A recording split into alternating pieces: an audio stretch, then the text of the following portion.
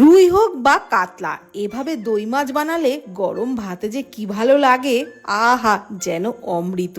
তো আজকে আমি রুই মাছ দিয়েই বানাচ্ছি। রুই মাছের মধ্যে পরিমাণ মতো লবণ আর একটু সাদা তেল দিয়ে মাখিয়ে 5 থেকে 10 মিনিট মতো রেখে দিয়েছিলাম। ততক্ষণে একটা মিক্সির জারেতে পেঁয়াজ, আদা, কয়েক কোয়া রসুন, কাঁচা লঙ্কা, অল্প জল দিয়ে মশলার একদম মিহি পেস্ট তৈরি করে রাখলাম।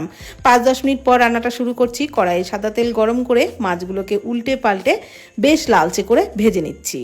আমি এখানে সাদা তেল দিয়ে রান্নাটা করছি, আপনারা চাইলে সর্ষের তেল দিয়েও করতে পারেন। তো মাছ ভেজে তুলে নেওয়ার পর ওই তেলের মধ্যে গোটা গরম মশলা, তেজপাতা, শুকনো লঙ্কা ফোড়নে দিয়ে ওই মশলার পেস্টটা দিয়ে দিলাম। মশলা কষাতে কষাতে এখানে কয়েকটা ভেজানো কাজু অল্প জল দিয়ে পেস্ট তৈরি করে রাখলাম। এদিকে বেশ খানিকটা টক দইয়ের মধ্যে একটু জিরে গুঁড়ো, পরিমাণ মতো একটু চিনি আর কাশ্মীরি লঙ্কার গুঁড়ো দিয়ে ভালো করে ফেটিয়ে রাখলাম। তারপর মশলা কষিয়ে নেওয়া হয়ে গেলে ওই দইয়ের মশলাটা দিয়েও গ্যাসের ফ্লেম প্রথমে লোতে রেখে কিছুক্ষণ কষিয়ে নিলাম। তারপর পরিমাণ মতো একটু লবণ দিয়ে আবারও খুব ভালোভাবে কষিয়ে নিলাম।